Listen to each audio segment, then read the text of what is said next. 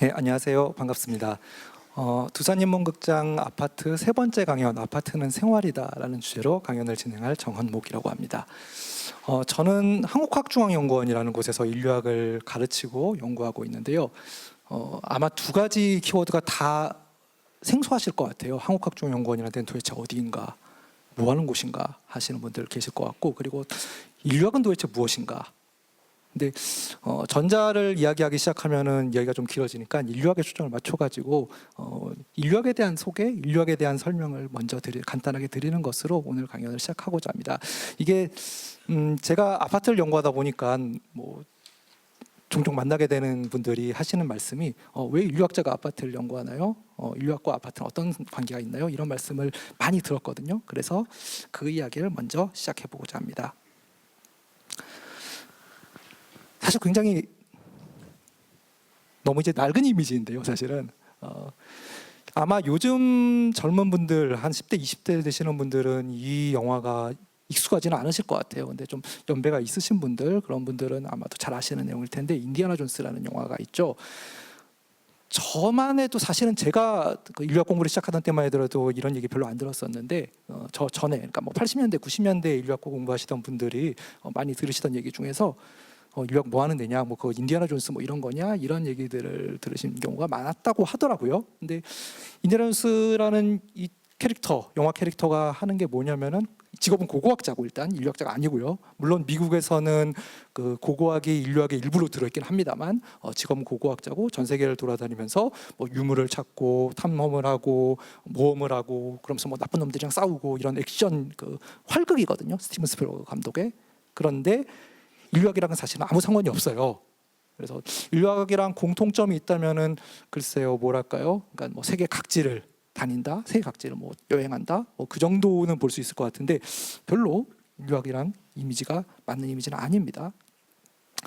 아마도 조금 더 익숙하신 분들, 인류학에 대해서 그 좀 더 익숙하신 분들은 이 정도는 아실 것 같은데요. 왼편에 보시면은 이거는 책 표지죠.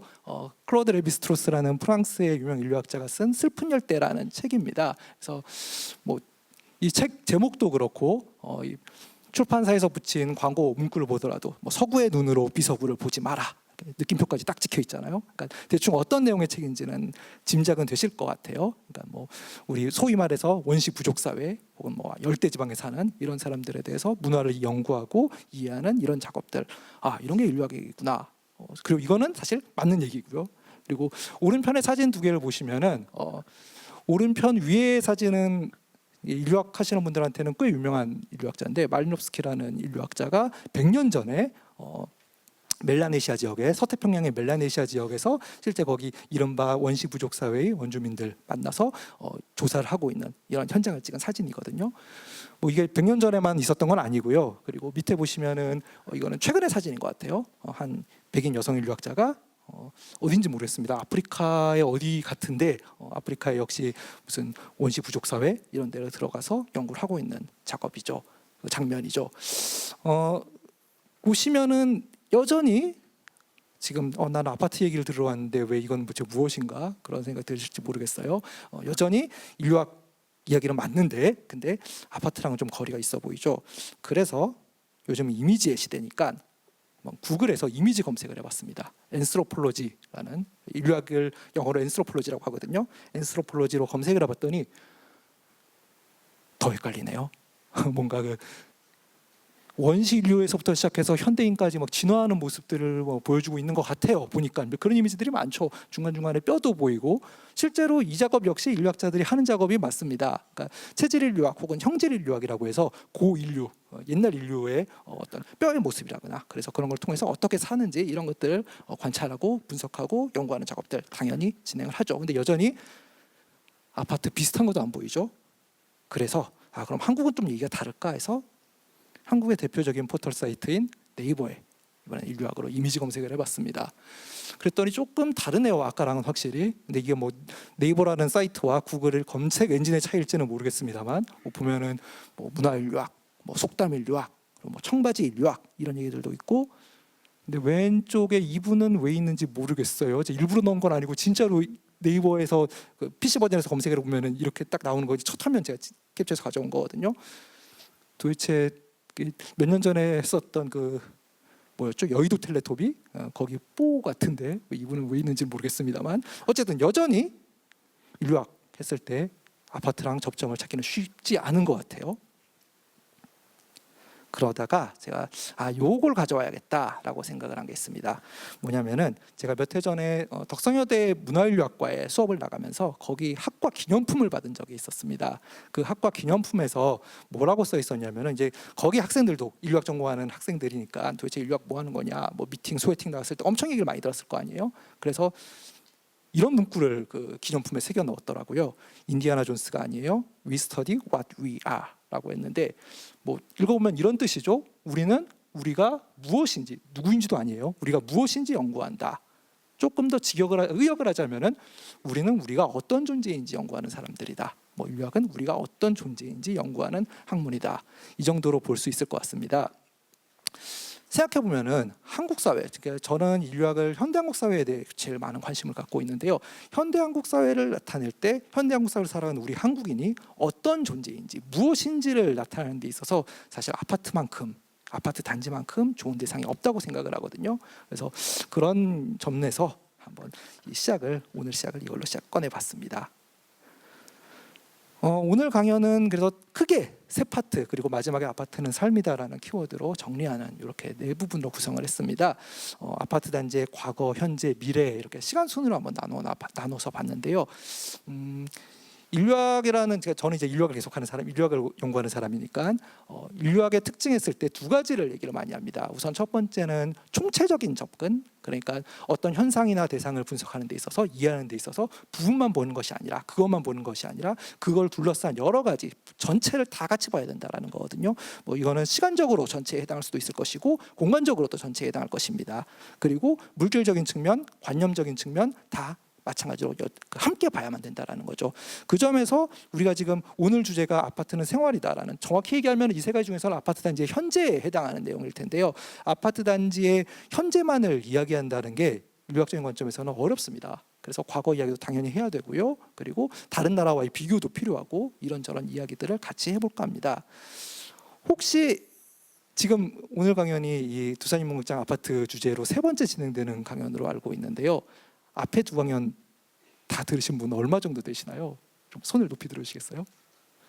오, 많으시군요. 아마 지겨우실 거예요. 앞부분은. 아파트 단지 과거, 아마 첫 시간 박주로 선생님 강연하시면서 그쵸, 아파트 단지 역사, 아파트는 한국이다라는 주제로 아파트 단지 역사 굉장히 자세하게 설명해 주셨을 것이고, 그리고 지난주 아파트는 경제다, 아파트는 돈이다, 이 부분도 아마 아파트의 과거에 대한 이야기 없이는 이야기하기 힘들었을 것 같거든요. 그래서 앞부분은 좀 겹칠 수도 있는데 그래도 뒤에 나오는 아파트 단지의 현재 내지 미래, 그리고 아파트는 생활이다라는 이 키워드에 배경 설명이 되는 정도로만 짧게 간략하게 하고 넘어가겠습니다. 그래서 지루하시더라도 좀만 참아주시고요. 그리고 오늘 새로 오신 분들은 뭐 그분들을 위해서 또 최소한의 이야기를 전해드리려고 합니다.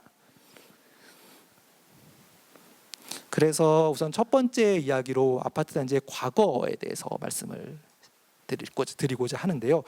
다 이야기하긴 그러니까 두 가지에 초점을 맞추려고요. 우선 하나는 이른바 이중적 폐쇄성의 형성이라는 거에 초점을 맞출 거고요. 다른 하나는 역시 이른바 무관심의 문화라는 측면입니다. 사실 이 두 가지 다 이제 제가 아파트 단지 역사를 연구하면서 나름대로 이제 키워드로 잡아 놓은 부분입니다.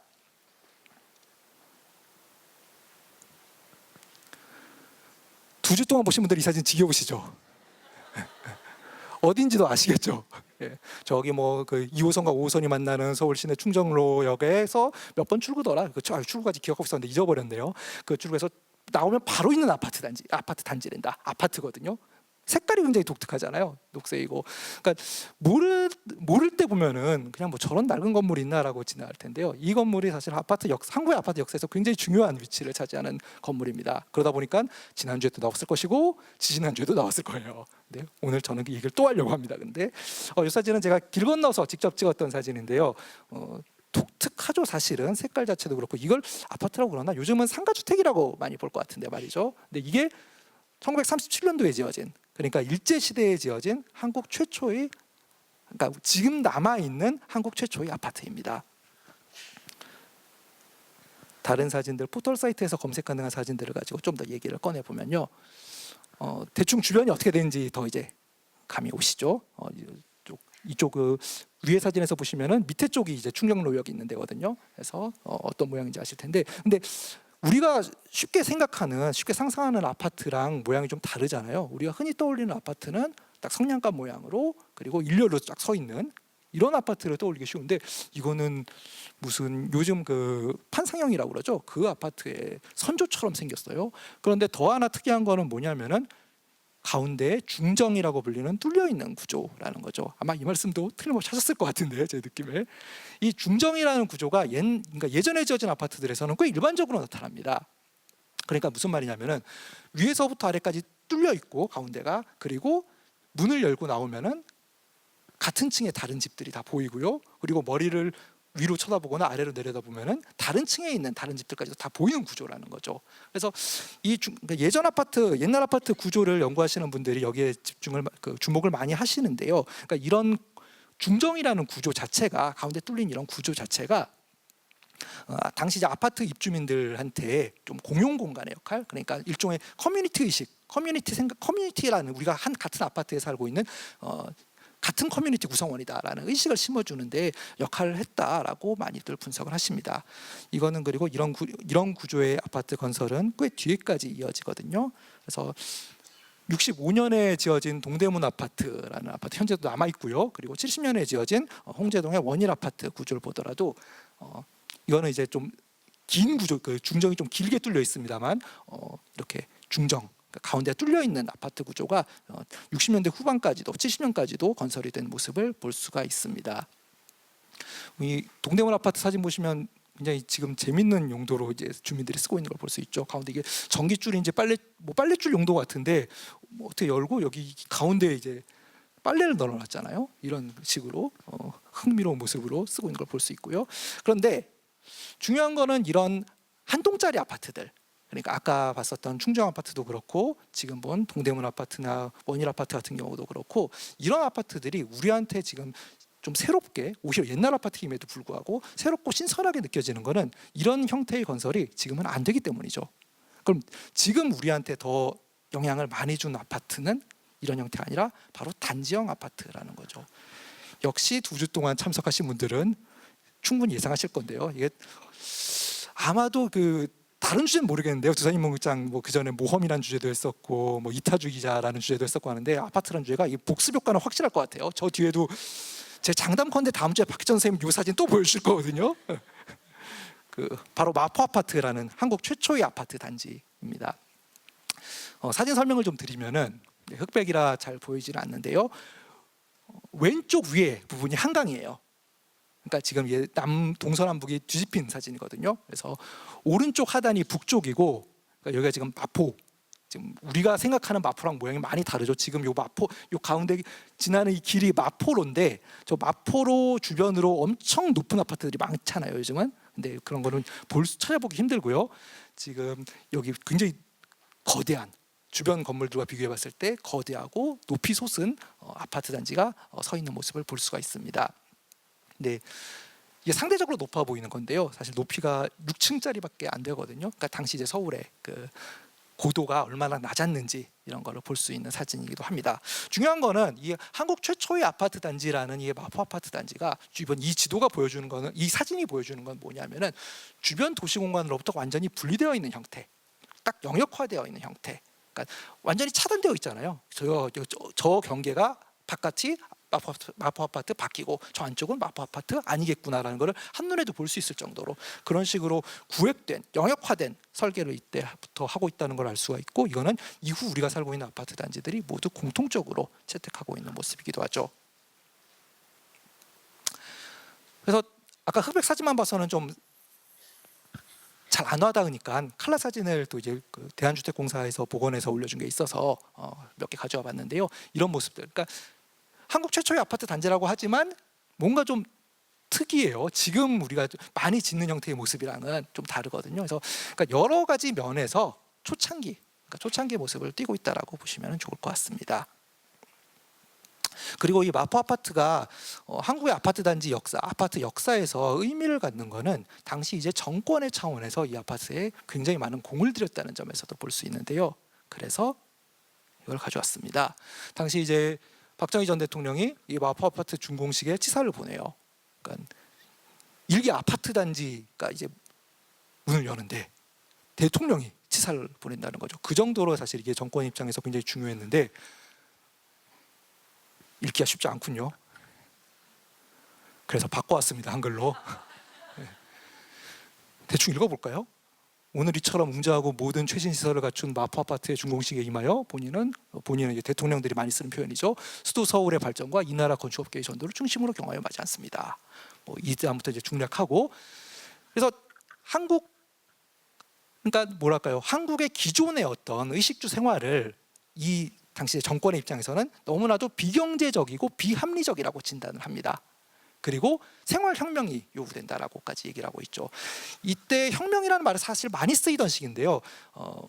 아시다시피 5.16 군사 쿠데타로 집권한 정부잖아요. 근데 당시만 하더라도 5.16 군사 쿠데타가 아니라 군사 혁명이라고 불렀죠. 그래서 이 혁명이라는 단어를 꽤 많은, 그러니까 꼭 아파트만이 아니라 많은 영역에서 쓰는 걸 볼 수 있는데요. 생활혁명이 요구된다. 그리고 마지막에 보시면은 혁명 한국의 한 상징이 되었으면 좋겠다. 이런 형태로 하는 모습들을 볼 수가 있습니다. 그래서 중간에 밑줄 친 부분을 한 번 더 짚어보면은 고식적이고 봉건적인 생활 양식에서 탈피하여 현대적인 집단 공동 생활 양식을 취할 것을 목표로 한다. 이런 형태로. 그러니까 어떤 정권 입장에서 어떤 의도를 가지고 그리고 어떤 기대를 가지고 마포 아파트를 바라봤는지를 알 수가 있습니다. 그 결과 우리가 살고 있는 서울을 비롯한 한국의 대도시의 모습은 이런 형태로 쫙 일렬로 늘어선 성냥갑 모양의 아파트로 채워져 있는 이런 모습이 굉장히 익숙한 이런 모습을 갖추게 되죠. 이건 70년대, 80년대 그 사이 언젠가의 사진일 거예요. 그래서 한강에 있고 지금 강남 보시면은 아파트들이 쫙 늘어서 있죠. 그런데 이것처럼 마포 아파트 단지로 대표되는 이렇게 단지형 형태의 아파트들이 지금처럼 다 채우게 된 거는 좀 시간이 필요했습니다. 아까 마포 아파트 단지가 62년도에 건립이 됐다고 했잖아요. 근데 약 8년 정도 시간이 더 필요한데요. 그 사이에 약간 일종의 뭐랄까요? 그 중간 단계로서 시민 아파트라는 게 보입니다. 역시 이것도 많이 보였을 것 같아요. 지금 보시는 사진은 아현동 근처의 사진이거든요. 역시 요즘 아현동 생각하면은 완전히 천지개벽한 사진인데요.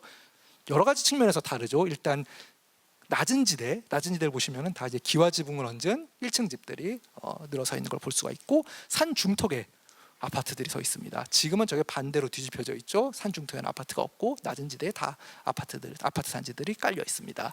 그러니까 이때 시민 아파트라는 거는 뭐냐면은 목적 자체는 저소득층을 위해서, 그러니까 가난한 분들을 위해서 주거지를 그러니까 좀 더 빠르고 효율적으로 공급하기 위한 수단으로 시민 아파트라는 형태들이 공급이 되기 시작합니다.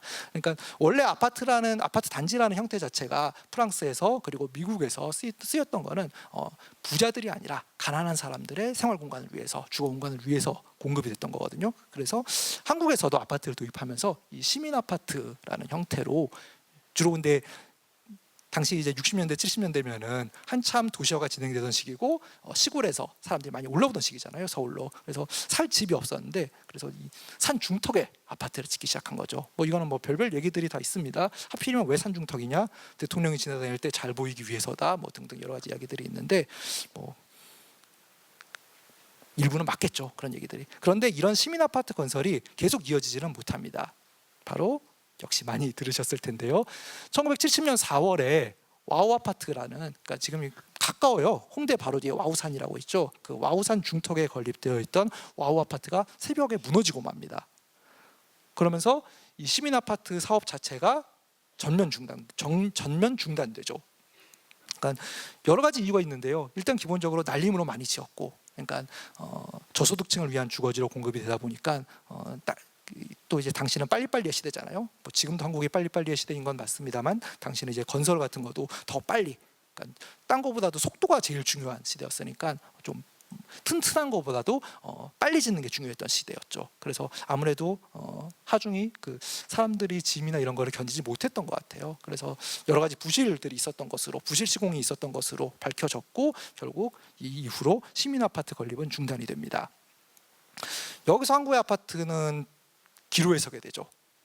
다른 나라처럼 계속해서 저소득층을 위한 주거지로서 공급을 할 것인가, 아니면은 조금 더 가격이 비싸더라도 더 튼튼한 아파트들을 중산층 이상을 위해서 공급할 것인가 했을 때 한국의 정책 결정자들 그리고 건설업계는 후자를 택합니다. 제가 이 사진에는 가져오지는 않았는데요. 이 시기를 잘 보여주는 아파트 이름이 있어요. 바로 여의도 시범 아파트라는 아파트가 있습니다. 그러니까 그때 이 시범이란 게 뭐냐면은 와우 아파트가 무너진 바로 직후에 지어진 아파트거든요. 그래서 시범 삼아서 굉장히 튼튼하게 짓겠다. 누구도 이제 그래서 실제로 지금 시범 아파트가 굉장히 튼튼해요. 아직 여의도에 남아 있고 문제가 근데 거기 배관 뭐 그 부분이 지금 낡아가지고 지금 살기가 좀 힘들어서 그렇지 건물 자체는 굉장히 튼튼하게 지었거든요. 그리고 비슷한 시기에 지은 아파트들이 바로 70년에 지어진 한강맨션이라는 아파트 단지와 그리고 70년대 초에 걸쳐서 지어진 반포 아파트 단지들입니다. 이 두 단지는 여러 가지 면에서 이후에 한국의 아파트 건설의 방향에 지대한 영향을 준 아파트들인데요. 두 가지 측면에서 먼저 생각을 해볼 수가 있습니다. 하나는 모델하우스의 도입이고 다른 하나는 근린주구, 그러니까 네이버후드 유닛을 번역한 용어인데요. 근린주구라는 개념의 도입입니다. 우선 모델하우스를 보시면은 익숙하시잖아요. 그러니까 우리가 아파트를 구입하러 가면은 참고로 저는 아파트에 살지 않거든요. 그래서 모델하우스도 가본 적이 그러니까 연구를 위해서가 아니라, 그러니까 제 개인적인 용도로는 가본 적이 없는데요. 모델하우스 가서 이제 집 계약할 때 모델하우스 가서 먼저 둘러보고 그리고 이제 분양을 받아야겠다 신청하고 그런 식으로 하잖아요. 근데 모델하우스는 특징적인 게 건물이 지어지기 전에 계약을 하게끔 하는 구조인 거죠. 그리고 근린주구는 뒤에서 좀 더 설명을 해드리겠습니다만 도로로 구획된 하나의 블럭 안에 온갖 걸 다 집어넣는 구조입니다.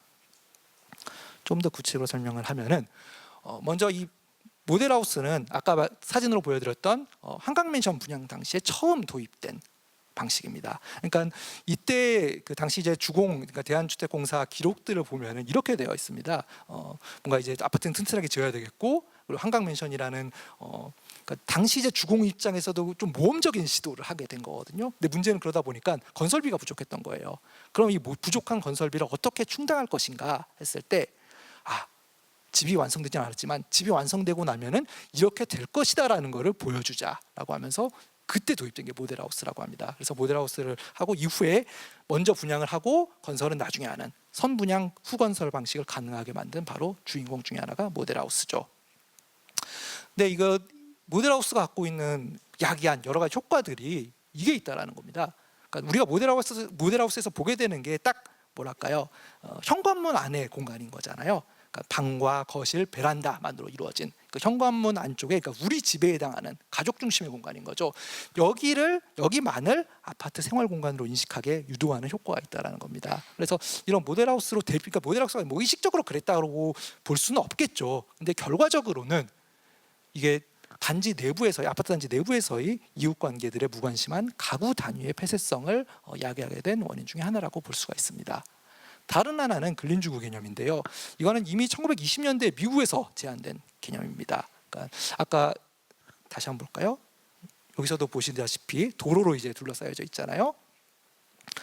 도로로 둘러싸인 한 블록 안에 편의시설, 상점, 보행로 등등 여러 가지 온갖 것들을 다 집어넣어서 이 안에서 자족적인 생활이 되게끔 이렇게 계획을 한 게 바로 근린주구 개념입니다. 근데 한국에서는 이 근린주구 개념이 아파트 단지 설계하는 데 적극적으로 도입이 되면서 대규모 단지들을 도시의 외부, 그러니까 다른 지역들과 분리시켜서 영역화하는 방식으로 발전이 됩니다. 그래서 이런 근린주거 개념의 도입 자체는 주변 공간으로부터 아파트 단지가 단절되어 있는 단지 단위의 폐쇄성, 그러니까 이 두 가지 폐쇄성을 이야기하는 동기 중에 매개물 중에 하나가 된다는 것이죠. 그래서 이 가구 단위의 폐쇄성이라는 것은 결국 우리 집만을 생각하게 되는 것이고, 그리고 단지 단위의 폐쇄성이라는 것은 우리 단지만을 생각하게 되는, 결국에 이런 한국 아파트 단지가 갖고 있는 고유한 특징을 잘 보여준다고 볼 수 있습니다. 잠시만요.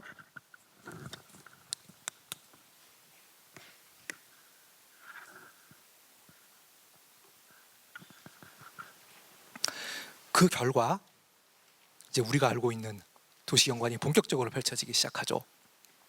상계동, 하계동, 중계동, 목동 일대에 아파트 단지로 가득 찬 우리가 한국의 도시 했을 때 딱 떠올리기 쉬운 이런 경관이 이어지게 되고요. 조금 더 시대가 지나서 1990년대 초로 오게 되면은 이른바 일기 신도시들이 이제 완성이 되죠. 분당, 일산, 평촌, 중동, 삼본 이 5군데 서울뿐만 아니라 이제 서울 외곽까지도 아파트 단지들로 이루어진 신도시들이 도시 공간들이 널리 퍼지게 됩니다. 그리고 나서 90년대 말이 되면은 한국의 아파트 건설, 한국의 아파트가 한 번 더 도약을 하게 됩니다. 바로 초고층 주상복합 아파트라는 게 등장하면서인데요. 가장 대표적인 사례는 아마도 타워팰리스겠죠. 그래서 뭐 타워팰리스니 아크로빌이니 하는 사례들을 예로 들 수 있을 텐데요. 이 주상복합 아파트가 최근에 아파트까지도 이제 소위 말해서 브랜드 아파트까지도 영향을 주게 된 게 바로 아파트 단지의 이름을 붙이는 데 영향을 주었다는 겁니다. 그 전에 지어진 아파트, 그러니까 90년대 중반까지 지어진 아파트들을 보게 되면은 이름을 어떻게 붙이냐 보면은 뭐 여의도 시범 아파트, 반포 주공 아파트, 압구정 현대 아파트 이런 식이잖아요. 동네에다가 건설사 이름이 붙는 거죠. 주공이면 주공, 아니면 현대면 현대 이런 식으로 건설사 이름이 붙죠. 그런데 우리 지금 살고 있는 서울에 있는 아파트들 혹은 다른 도시에 있는 아파트를 보면은 그런 이름이 아니라 뭐 반포 레미안, 뭐 지역 이름 뒤에 뭐 자이 뭐 이런 식으로 그러니까 레미안, 자이, 롯데캐슬, 뭐 푸르지오 이런 이름들이 붙죠. 그러니까 브랜드가 붙기 시작하는데 이 브랜드가 지금처럼 유행하게 되는데 결정적인 영향을 준 것 중에 하나가 바로 타워팰리스의 소위 말하는 성공입니다. 무슨 얘기냐면은 사실은 한국에서 처음 브랜드가 도입된 거는 타워팰리스가 최초는 아니에요. 처음은 롯데가 제일 먼저 도입했거든요. 롯데가. 그런데 롯데가 90년대 말에 도입을 하고 그 다음에 여의도에 지어진 그 트럼프월드라는 미국 대통령 이름을 딴 주상복합 아파트가 세워집니다. 근데 실제로 그 트럼프가 맞아요. 미국 대통령 트럼프가 트럼프 그룹에게서 당시 이제 건설사가 실제 그 브랜드 네이밍권을 산 거거든요. 사서 이제 트럼프라는 이름을 붙여놨는데 트럼프월드라는 주상복합 아파트 이름이 브랜드가 생기고 그 다음에 삼성물산에서 타워팰리스를 지으면서 타워팰리스라는 이름을 붙입니다. 그러니까 그 전까지는 우리가 어떤 아파트 단지 내지 주거 단지에 이런 식으로 브랜드가 붙는 경우가 없었어요. 그런데 타워팰리스라는 상징 자체가 굉장히 성공적인 어떤 뭐랄까요? 한국 사회에서 부와 뭐 지금은 좀 느낌이 좀 다르지만 어떤 부와 어떤 경제적 사회적 위기를 상징하는 이런 걸로 되어버렸다는 거죠. 그래서 브랜드를 붙인다는 것이 이런 의미가 있을 수도 있겠구나라고 생각을 하게 되고 건설사들에서 적극적으로 브랜드를 도입하기 시작합니다. 그래서 뭐 아시다시피 레미안, 자이, 뭐 푸르지오 이런 브랜드들이 도입이 되죠. 그러면서 2000년대 이후에 브랜드 아파트들이 등장을 하면서 물리적인 환경, 공간의 측면에서도 큰 변화가 하나 오죠. 바로 1층, 그러니까 지상 아파트 단지의 지상 공간이 예전과 달리 공원처럼 되기 시작했다는 것입니다.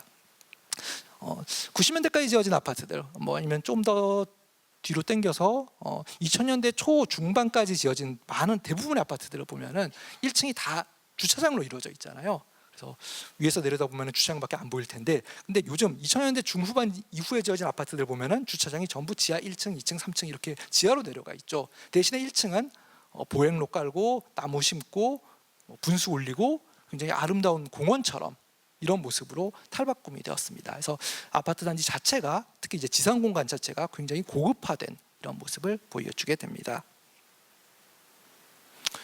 요거는 제가 연구를 하면서 촬영했던 사진들 중에 하나인데요. 실제로 뭐 소나무 중심으로 이제 많이들 짓고요. 그리고 보행로, 그래서 사람들 산책 많이 하고 뭐 이런 아파트에 사시는 분들도 이게 많이 계실 것 같아요.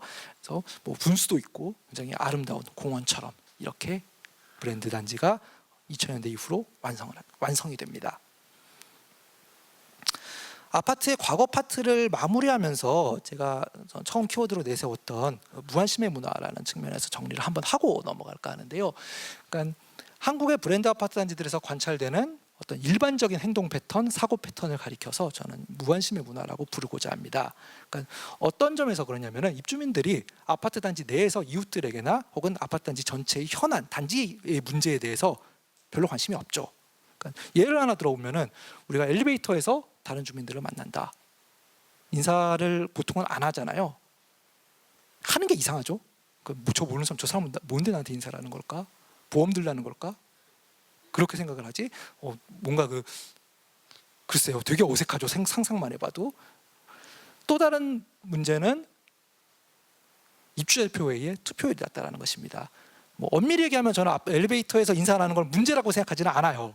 이거를 제가 다른 뭐 발표나 이런 데서 하다 보면은 간혹 이제 오해하시는 분들도 계신데, 저는 뭐 엘리베이터 뭐 인사하기 운동 이런 거 펼치는 사람 절대 아니고요.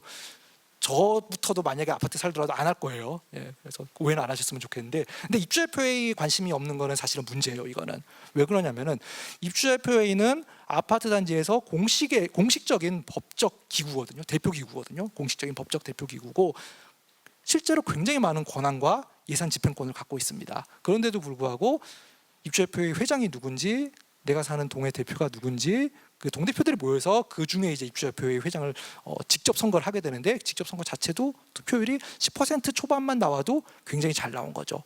보통 관심이 없습니다. 그래서 서로에게 무관심하고, 그리고 아파트 단지 전체 현안에 무관심한 이런 두 가지 모습이 보여지게 된다는 거죠. 그리고 이런 게 그러니까 서로한테 무관심해야만 되고, 그리고 그것이 이상하게 여겨지지 않는 공유된 전제로서 작용을 한다는 것입니다. 오히려 그 반대의 행동을 하는 주민들이 별난 사람으로 여겨지기 마련이죠. 그럼 이런 무관심의 문화가 형성되는 이유가 무엇일까 생각을 해보면은, 제가 인터뷰를 위해서 만나보면 이런 식으로 말씀을 많이 하세요. 시간이 없어서요. 굳이 그럴 필요가 없어서요. 사실 그렇거든요. 그러니까 아파트 단지는 공간 구조상 다른 사람들과 직접 마주할 일을 최소화하는 방식으로 설계가 되어 있습니다. 어떤 생활 문제들이 있다 할 때 다 관리 사무소를 통하면 되거든요. 그러니까 아니면 경비원 아저씨를 통한다거나 이러면 되는 구조지, 직접 주민들 간에, 이웃들 간에 뭔가 이야기를 해야 되고 같이 상의를 해야 되고 이런 일들이 거의 없습니다. 더 큰 이유는, 그럼 과연 무관심의 문화가 없다면 어떻게 될까? 만약에 서로 간에 친밀한 이웃관계 형성이 되면 어떻게 해야 될까? 이거는 불필요한 간섭 아닌가? 나는 그거 싫은데. 이렇게 생각하는 게 더 다수라는 거죠. 그러니까 이거는 꼭 아파트만의 이야기라기보다는 도시공간, 도시생활 전반의 이야기라고 볼 수도 있는데요. 도시공간 자체가, 아파트 자체가 상대적으로 좁은 공간에 상대적으로 많은 수의 사람들이 몰려서 살고 있죠. 거기서 만약에 매번 이제 다 서로 알고 있고, 만나는 사람마다, 마주치는 사람마다 다 서로 알고 있고 인사하고 이러면 얼마나 큰 스트레스겠냐 이거예요. 그러니까 작은 촌락 마을이면은 그럴 수 있죠. 한 마을에 50명, 100명 정도 사는 규모다. 당연히 그건 그럴 수 있겠죠. 그런데 우리 도시공간에서 만약에 예를 한번 들어볼게요. 제가 오늘 어떻게 강연을 해서 여러분들 만나는 행운을 누렸습니다. 다음 내일 제가 이제 길에서 서울 시내 길 한복판에서 가고 있는데, 선생님 어제 발표 잘 들었는데 그거는 좀 아닌 것 같고요, 이거는 맞는 것 같고요, 이렇게 누가 인사를 걸어온다. 부담스러워서 미칠 것 같을 거예요. 저 같으면은. 그게 당연히 다들 그렇지 않겠어요? 그러니까 모든 사람들과 다 알고 있다, 그 자체가 스트레스죠. 그러니까 그게 일종의 뭐랄까요, 도시공간에서 인지적 과부하, 이 처리를 위해서 좀 의식적으로 거리두기가 사실은 필요하죠. 그래서 그 결과라고 볼 수 있습니다. 무관심의 문화라는 거는. 그래서 사실은 이 부분은 아파트의 과거라기보다는 현재 연결시킬 수도 있을 것 같은데요. 아까 아파트 단지, 제가 오늘 강연 내용을 아파트 단지의 과거, 현재, 미래 셋으로 나눴지만 딱 엄격하게 분리된다고 볼 수만은 없을 것 같아요. 그래서 두 번째, 아파트 단지의 현재에 대한 이야기로 넘어가고자 합니다.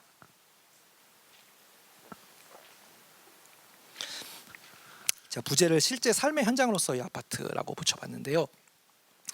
아까 아파트 단지의 역사, 과거를 돌아보면서 몇 가지 굵직굵직한 키워드들 중심으로 한국의 아파트 단지는 어떻다, 이렇다 형태로 말씀을 드렸는데, 그런데 우리가 한국의 아파트를 이해하는 데 있어서 주의해야 될 점이 하나 있습니다. 뭐냐면은 한국의 아파트라는 게 그렇게 하나의 단일한 이미지로 어떤 공통점만으로 이야기되기에는 너무나도 복잡하다는 거죠. 그리고 복합적이고 그 스펙트럼이 굉장히 넓다라는 것입니다. 아까 무관심의 문화만 하더라도 복도형 아파트죠, 이른바. 근데 복도형 아파트에서는 그 무관심의 문화의 정도가 다르거든요.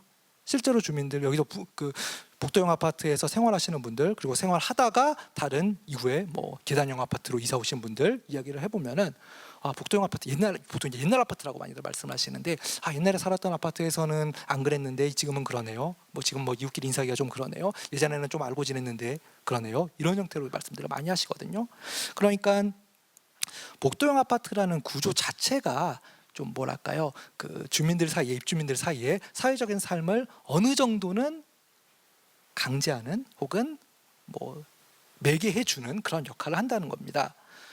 보면은 예를 들어서 같은 라인에 뭐 비슷한 또래의 아이를 둔 뭐 집이 여러 집이 산다. 그러면은 뭐 부모가 자리를 비웠다. 그럴 때 서로 아이를 봐줄 수도 있고 실제로 예전에 그랬었다고 하거든요. 근데 이 구조 자체가 사실 뭐랄까요? 그러니까 아파트가 한국에 도입되면서 예전에 그 어떤 촌락 구조 그걸 좀 위로 층위를 올린 듯한 층수를 올린 듯한 그런 이미지까지도 줄 정도로 크게 어떤 지점에서는 크게 다르지 않은 측면들도 보였다고 합니다. 그래서 복도형 아파트에서는 좀 물론 이제 복도형 아파트가 또 역시 마찬가지예요. 복도형 아파트는 전부 다 그렇다라고는 얘기할 수 없습니다. 근데 상대적으로 정도의 차이라는 거죠. 상대적으로 정도의 차이가 복도형 아파트와 최근 아파트 사이에는 뭐 정도의 차이가 있을 수밖에 없죠. 근데 오늘 이야기에서는 복도형 아파트 얘기보다도 사실 요 브랜드 아파트, 최근 아파트들 단지 이야기 가지고 끌어보려고 하는데요. 실제 주민들을 만나서 이야기를 해보면은 두 가지 말씀을 많이 하세요. 아파트에 살기 어떤 점이 좋으냐라고 했을 때 우선 첫 번째 편리하고 살기 좋아요. 두 번째 범죄로부터 안전해서 좋아요. 이런 이야기들을 많이 하십니다. 그러니까 편리하고 하나씩 한번 살펴보면은 편리하고 살기 좋은 아파트라는 거는 일단 생활 서비스 자체가 관리업체, 용역업체가 다 제공을 해주죠. 쓰레기 버리는 거에서부터 시작해서 뭐 청소 뭐 등등 여러 가지 서비스들 다 관리업체가 알아서 해주잖아요. 그리고 한국의 아파트들 중에서 입지가 좋은 데들 그런 데들은 도시가 제공하는 각종 편의시설들 이런 편의시설들에 대해서도 높은 접근성을 제공을 해줍니다. 여러모로 좋은 점들만 모여있죠 도시 생활에. 그리고 또 다른 최근에 이제 변화로 인해서 지상 공간이 공원화되면서 굉장히 쾌적하다, 환경이 쾌적하다. 뭐 단지 안에 들었더니 주변보다 온도가 1, 2도는 낮은 것 같다. 실제로 나무들이 많기 때문에 그럴 거예요. 제 보면은 그런 느낌이 준다. 그래서 아파트가 갖고 있는 기존의 장점은 높이고 기존의 단점은 줄인 이른바 유사 전원 생활의 느낌까지도 제공한다. 이런 식으로 사람들이 이야기를 합니다. 두 번째 범죄로부터 안전하다라는 측면은 뭐 첨단 보안 시스템 그리고 전문 경비 업체 이런 데들이 치안 서비스를 잘 제공을 하죠. 그리고 CCTV들 그러니까 안전한 생활을 보장한다고 여겨지는 CCTV가 바로 그 역할을 한다고 말씀들을 합니다.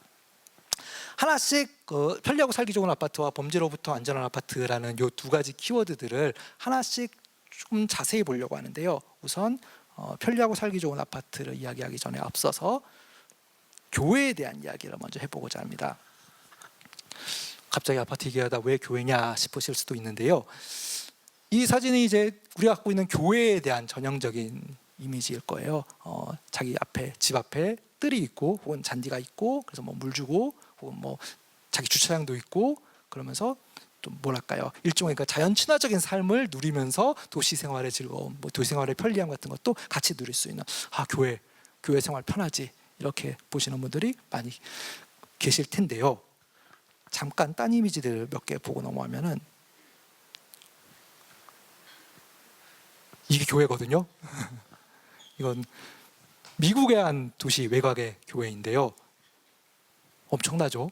그러니까 마치 이제 한국 아파트 비판하면서 많이 얘기하는 게 성냥갑 아파트. 그 성냥갑 아파트 똑같은 모양 보고 있는 성냥갑 아파트 쭉 늘어서 있는 거 너무나도 이거 답답하고 보기 싫다 이렇게 얘기를 하는데. 이것도 나름의 이제 성냥갑 아파트 저리 가라인데요. 보니까 요거는 영국 런던 외곽의 교회의 모습이거든요.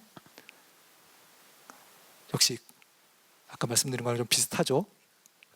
그러니까 지금 미국이나 영국이나 이렇게 교회 생활이 발달한 지역에서는 도시 문제가 뭐가 문제냐면은 도시가 무분별하게 확장되는 게 지금 문제거든요. 이거를 뭐 도심 스프롤 현상이라고 얘기를 하는데 교회가 계속 끝없이 뻗어나가는 거예요. 그러니까 기본적으로 이게 문화적 가치의 문제에서 볼 수 있을 텐데 한국 같으면은 똑같이 이제 교회 신도시를 만든다. 일단 아파트 단지 세우고 보잖아요. 그런데 미국이나 영국에서 중산층 주거지를 만든다? 근데 아파트 단지를 세운다는 게 상상이 안 되는 거예요. 왜냐면 아파트 단지는 중산층의 주거 공간이 아니거든요. 거기서는. 그러니까 일단 교외로 넓혀야 되는데 그러다 보니까 끝없이 교외가 이어지는 거죠. 어디까지 갈지 모를 정도로. 그러니까 제가 여기서 드리고 싶은 말씀은 한국은 한국대로의 문제가 있는 거죠. 그러니까 한국은 뭐 아파트, 뭐 집값 문제 여러 가지 문제들이 있는데 미국이나 영국 뭐 다른 나라들은 다른 나라 그 나라만의 문제가 있는 거거든요. 그래서 우리가 이제 교회에 대한 삶, 교회의 삶에 대한 어떤 이상적인 이미지 이런 것들과 별개로 교회에서 실제 살아가는 나라에서도 나름의 문제는 안고 있다라는 말씀을 한번 드리고 싶어요. 어쨌든 근데 한국에서 이런 교회에 대한 교회 생활에 대한 어떤 로망, 교회 생활을 이상으로 생각하는 게 생각보다 오래전부터 있었던 것 같습니다. 1960년대에 대한주택공사 건설이사로 계셨던 홍사천 씨라는 분이 건축이라는 지금도 나오는 유명한 잡지죠. 여기에 기고를 이런 내용의 글을 기고했었는데요. 보시면은 교회에 아파트를 건설함으로써 자기들은 못 가져도 좀 더 넓고 좋은 뜰을 공동으로 소유할 수 있을 것이다.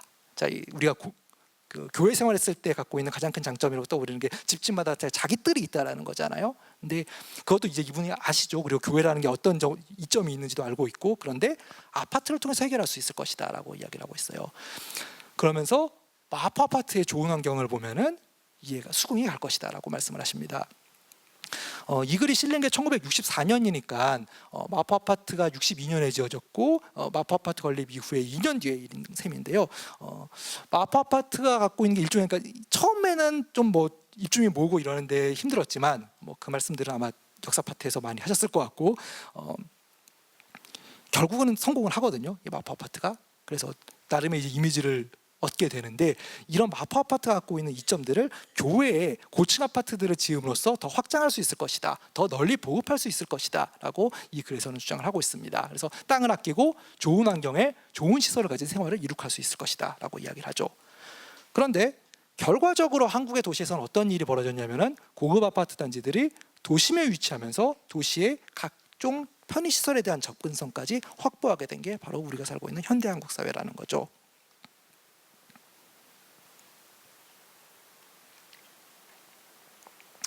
이 이야기를 하기 위해서 좀 다른 나라 이야기를 좀 더 해볼까 싶은데요.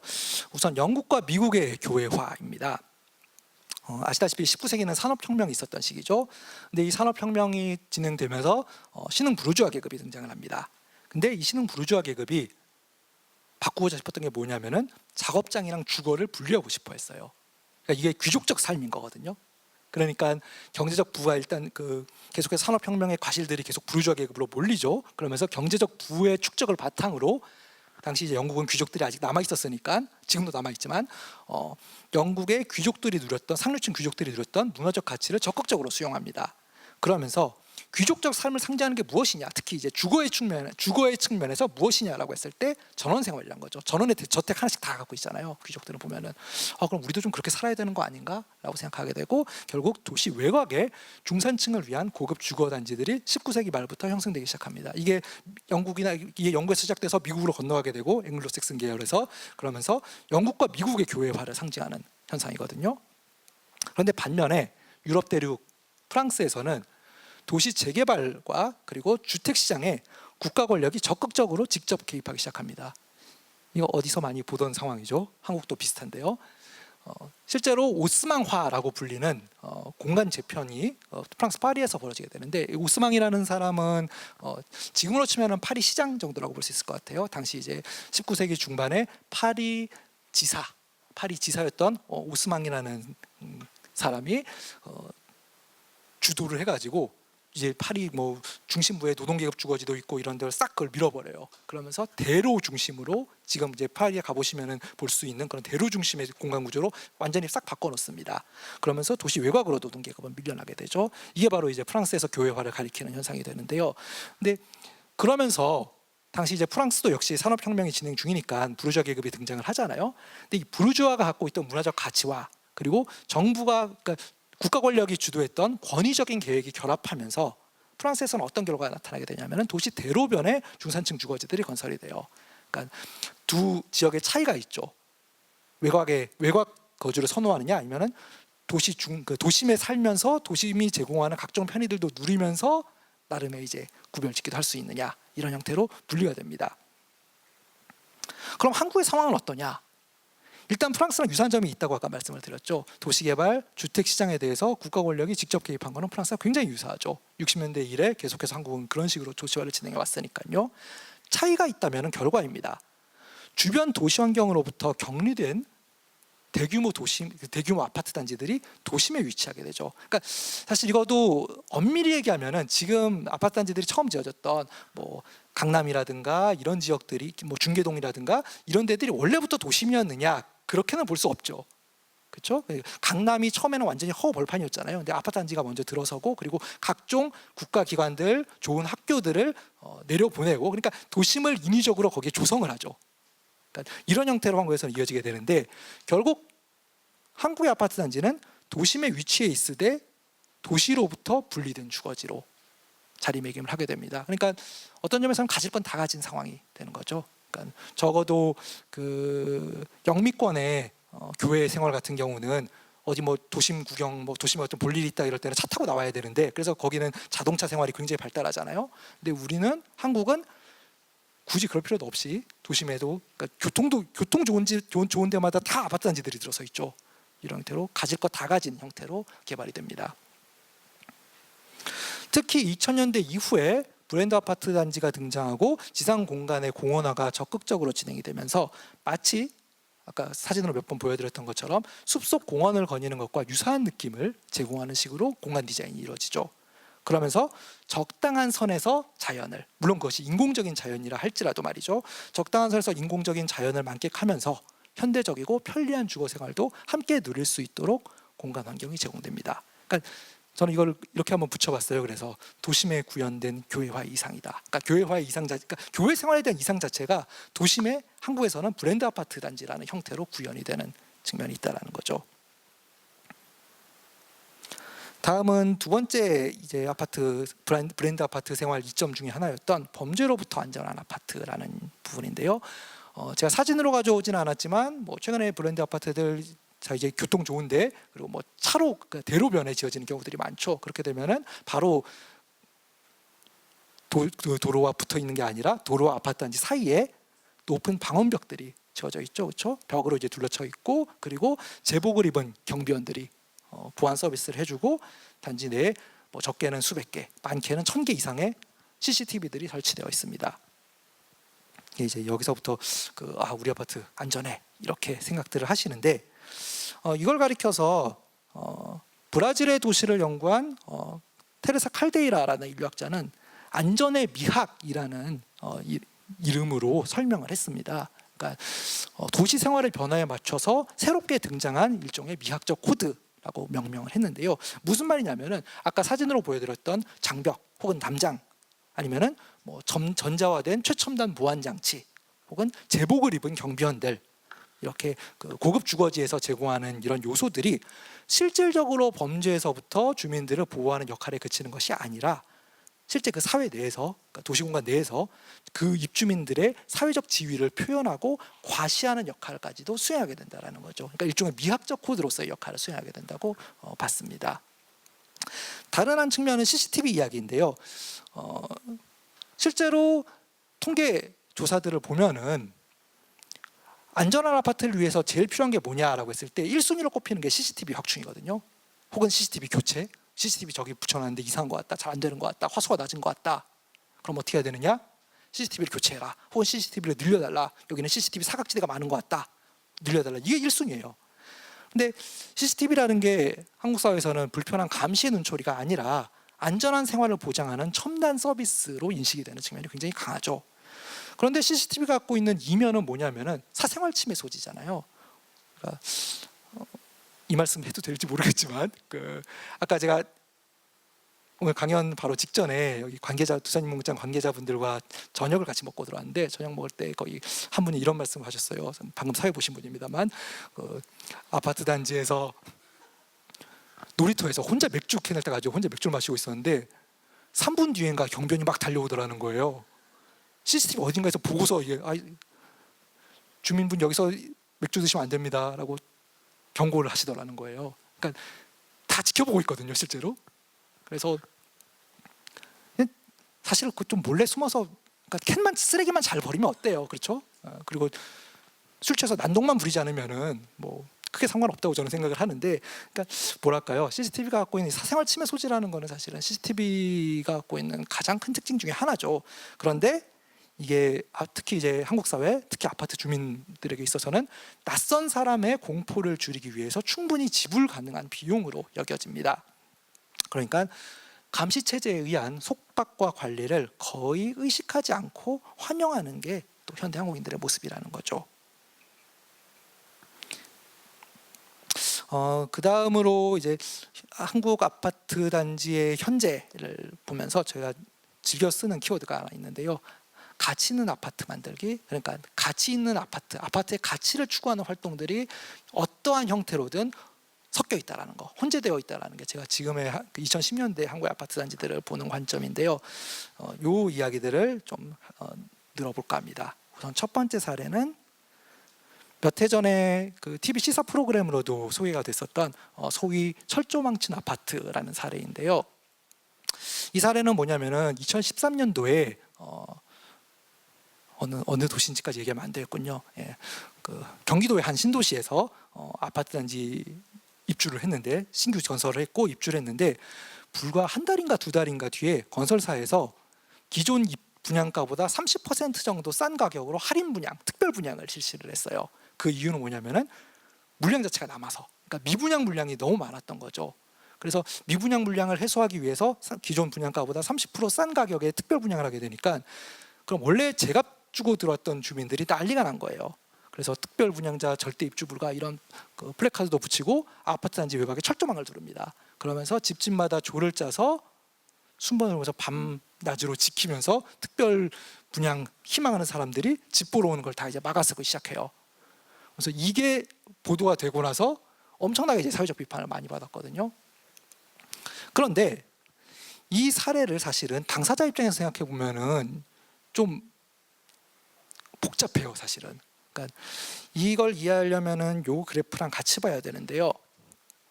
이게 1996년부터 2013년, 그러니까 당시 이제 저 일이 있었던 2013년까지의 서울 지역 아파트 매매가 평균 그 변동 그래프입니다. 보시면은 1996년에 시작해서 98년, 99년 사이에 잠깐 멈칫한 거 빼고, 저때 이제 IMF 직후죠.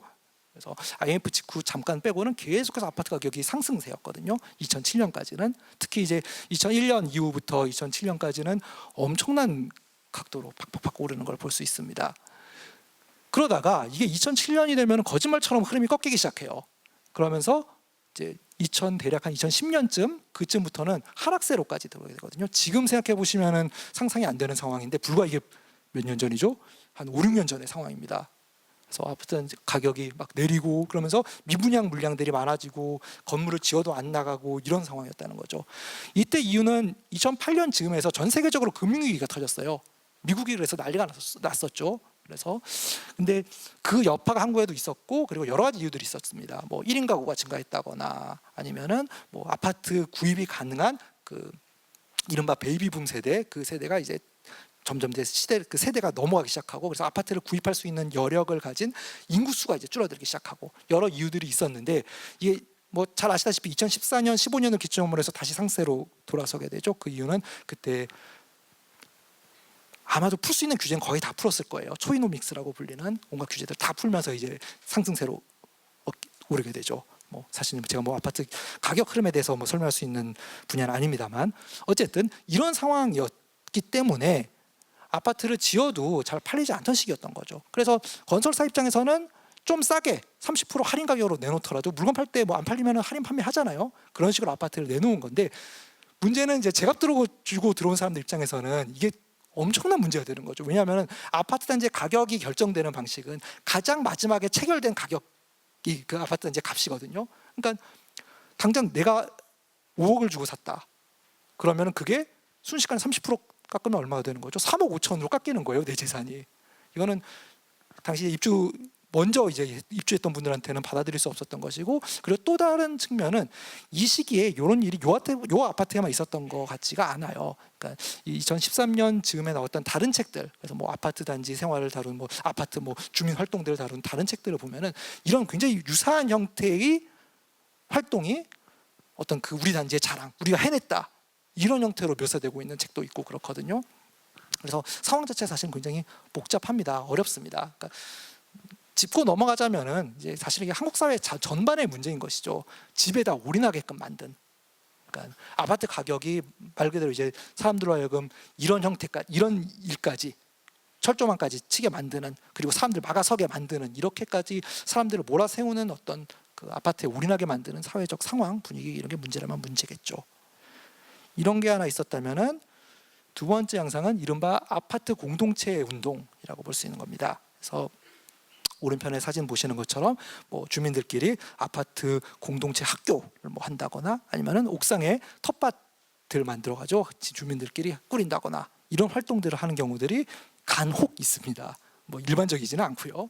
근데 이게 2011년도에 서울에서는 그 특히 이제 박원순 서울시장이 그 2011년도에 보궐선거로 당선이 되잖아요. 그러면서 공동주택 커뮤니티 활성화 지원 사업이라는 이름으로 굉장히 적극적으로 지원을 많이 했습니다. 그러니까 뭐 아파트 단지들마다 어떤 식으로 뭐 커뮤니티 활동 신청하는 거 있으면은 예산 지원해주고 뭐 적극적으로 밀어주는 형태들, 이렇게 많았는데, 지금 뭐 공동주택 커뮤니티 활성화 사례집이라고 2013년인가에 나온 그 책자의 발간사 중에 일부인데요. 뭐 공동체 회복을 위해서 곳곳에서 여러 가지 노력들이 이루어지고 있다, 뭐 이런 이야기들을 그래서 뭐라고 써있죠? 이웃과 정을 돈독하게 가꾸는 공동체 공간으로 아파트가 새롭게 그 기능을 전환하고 있다, 이런 형태로 이야기들을 하고 있는데, 사실은 아까 사례도 그렇고 이 사례도 그렇고 일반적인 사례는 아니잖아요. 우리가 첫 번째처럼 굉장히 이기적으로 저놈들 나는 1억에 들어왔는데 7천에 들어오겠다고 이렇게 막 철조망 세우고 불침번 서고 이런 경우가 흔한 케이스는 아닐 것이고, 이 케이스처럼 우리가 함께 같이 살아요, 뭐 옥상에 같이 모여서 텃밭 가꿔요, 이렇게 하는 경우가 일반적이지는 않을 거예요. 그래서 아마도 한국의 아파트 단지들을 어떤 스펙트럼으로 쭉 나열을 해본다면은 먼저 봤었던 재산 가치를 지키기 위해 외곽에 보기 흉한 철조망을 두른 아파트가 하나의 극단이겠죠. 그리고 반대편 극단에는 텃밭 가꾸기나 주민축제, 이런 공동체 활동을 함께하는 아파트가 또 다른 극단일 겁니다. 우리가 살고 있는 아파트는, 그리고 우리한테 익숙한 아파트들은 이 중간 어딘가에 있겠죠. 많은 경우들이.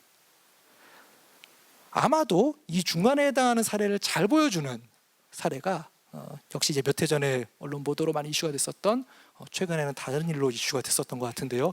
배우 김부선 씨가 이른바 난방열사라고 불리면서 그 난방비 비리, 그러니까 자기가 살고 있는 아파트의 난방비 비리를 폭로하고, 그러면서 뭐 동대표들이랑 몸싸움도 붙고 그랬었죠. 그래서 서로 고소 고발까지 갔던 걸로 알고 있는데, 근데 이게 결국 이분 주장이 맞았거든요.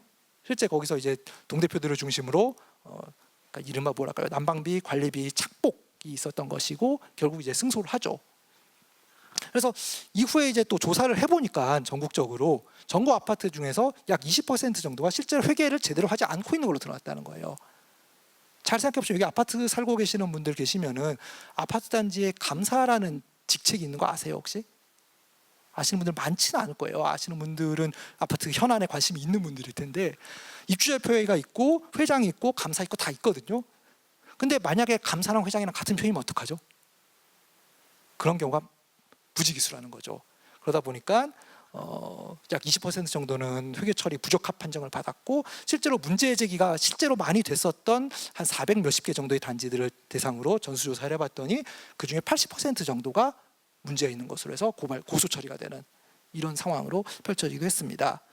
이게 어쩌면은 아까 앞에 제가 보여드렸던 이 중간에 있는 우리한테 그냥 익숙한 형태의 아파트의 모습이라고 봐야 될 거예요. 그래서 재건축, 그러니까 뭐 두 가지로 제가 지금 말씀을 드리려고 하는데, 하나는 재건축 과정입니다. 하나, 그리고 이후는 입주 이후. 그러니까 재건축 과정에서 재건축 조합이 결성이 되잖아요. 근데 그 조합 내에서 펼쳐질지도 모르는 그런 비리 감시를 위해서 온라인에서 오프라인에서 공동 활동을 하고 비리 감시 활동을 하는 모습들이 하나 있을 것이고, 입주 이후에는 아까 말씀드린 것처럼 입주자 대표회가 갖고 있는 그 중요도에도 불구하고 대다수 입주민들이 무관심하다는 거잖아요. 그러면서 이른바 그들만의 리그로 돌아가고 있는 입주대표 회의의 문제를 그리고 동대표들의 비리를 감시하고자 하는 공동 활동들, 이런 활동들이 섞여 있는 것이 지금 한국의 아파트 단지의 어떤 가장 일반적인 모습이 될 수 있다는 겁니다. 그러니까 노란색으로 쓴 부분을 보면은 여전히 입주민 대다수는 무관심해요. 무슨 일이 있든지 간에. 왜냐하면 피곤하기만 하거든요, 사실은. 근데 여전히 무관심한 가운데 소수 주민들의 적극적인 감시, 비리 감시 활동들이 섞여 있는 모습, 이런 게 우리가 살고 있는 현재의 모습이 아닐까 생각을 해볼 수가 있습니다.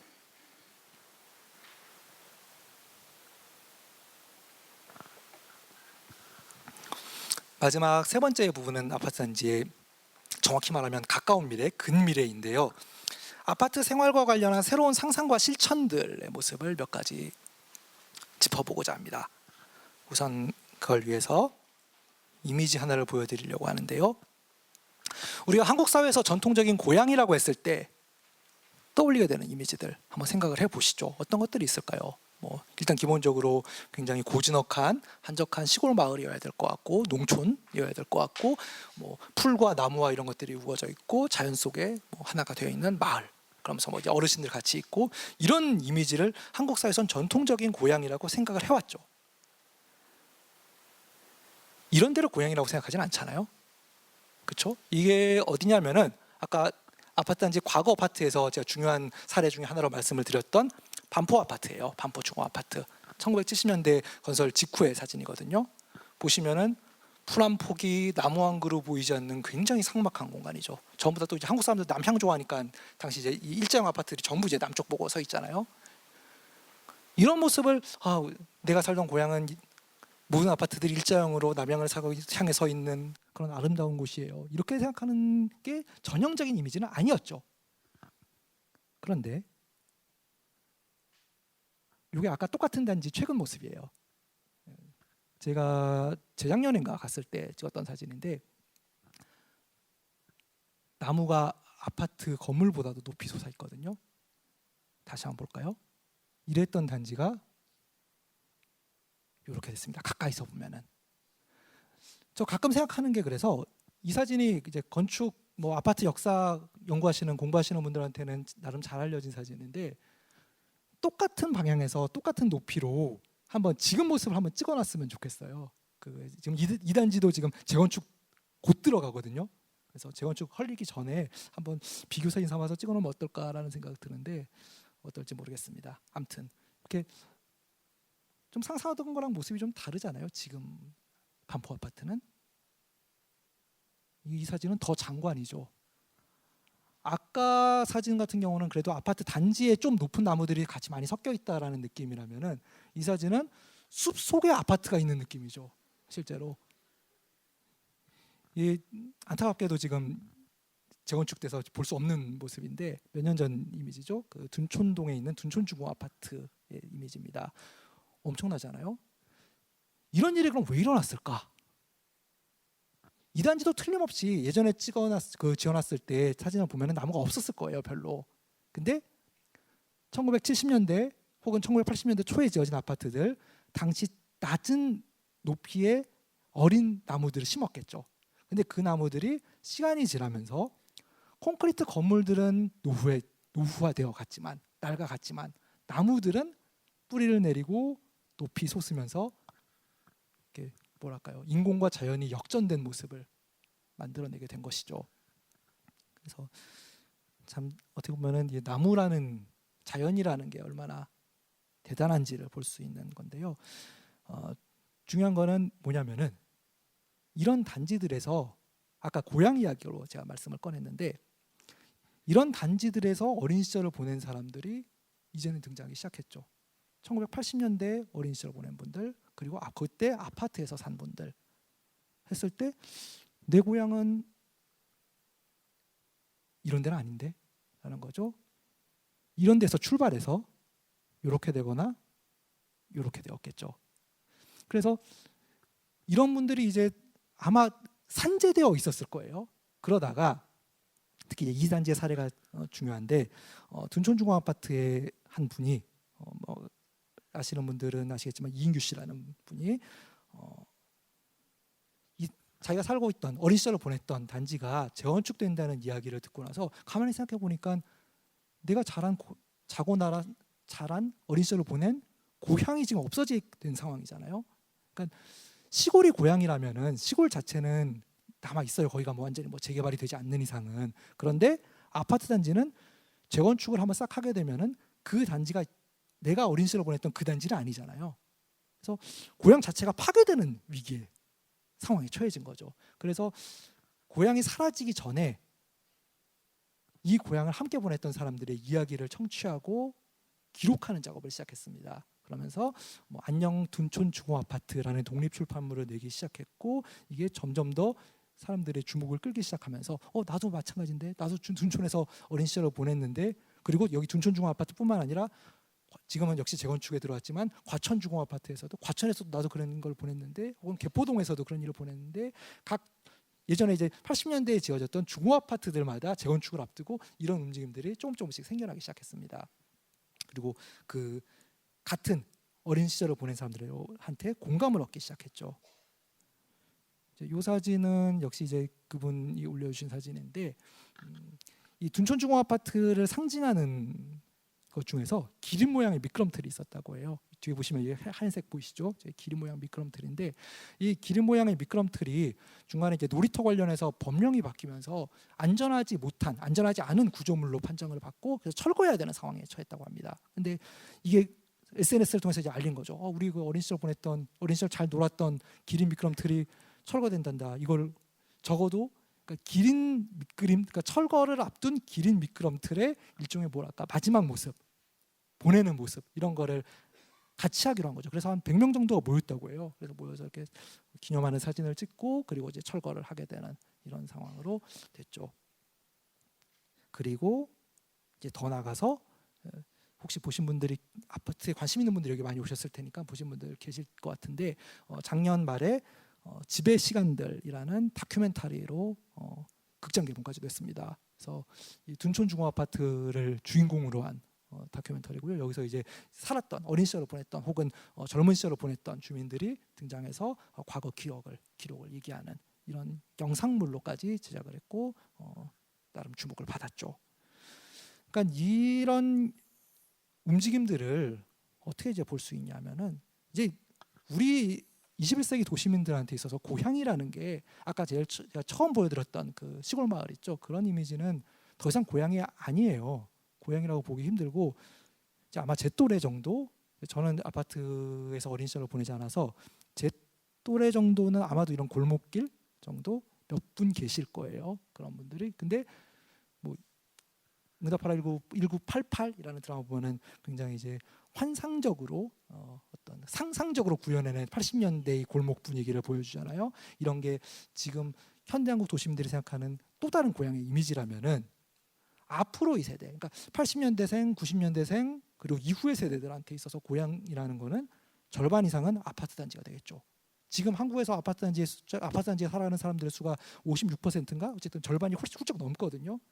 그분들한테는 당연히 내가 살던 고향은 오른편에 있는 이미지처럼 아파트가 된다는 거죠. 그래서 고향에 대한 관점 자체가 한국 사회에서 고향을 보는 관점 자체가 아마도 앞으로 많이 바뀔 겁니다. 다음 사례는 이른바 사회적 경제 아파트라는 사례인데요. 서울시에서 작년에 시범 사업을 했고 이제 올해부터 본격적으로 진행되는 사업 중에 공동주택 가치 살림 프로젝트라는 사업이 있습니다.